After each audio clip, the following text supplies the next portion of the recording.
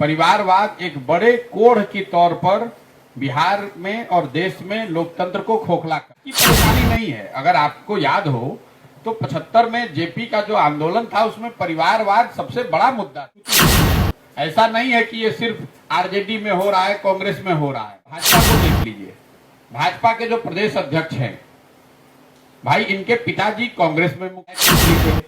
उसके बाद लालू जी का दौर आया तो उसमें भी विधायक मंत्री बन गए।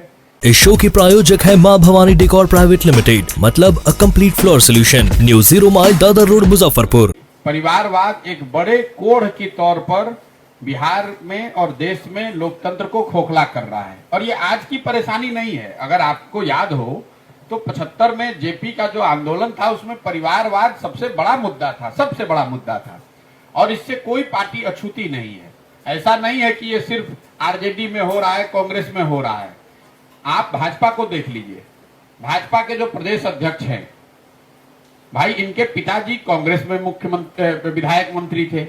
उसके बाद लालू जी का दौर आया तो उसमें भी विधायक मंत्री बन गए। फिर नीतीश जी का दौर आया तो उसमें भी विधायक मंत्री थे। मांझी जी मुख्यमंत्री बने तो उसमें भी विधायक मंत्री थे। आज भाजपा को भी अपना नेतृत्व बनाना है तो उसी परिवार के कड़ी से बैठाकर किसी को उन्होंने बनाया है। बिहार में मैं एक आपको आंकड़ा दे रहा हूं जो मैं गांव-गांव में बता रहा हूं।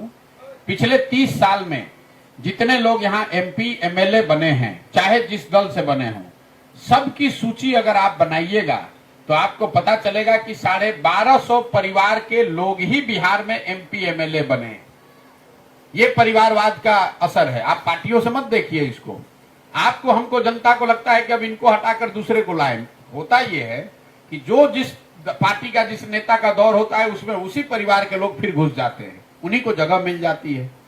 बिहार में की आबादी है 13 करोड़, 3-3.5 करोड़ परिवार वाले यहाँ परिवार रहते हैं, लेकिन सत्ता में एमएलए एमपी आज तक सिर्फ 1250 परिवार के लोग ही बने हैं।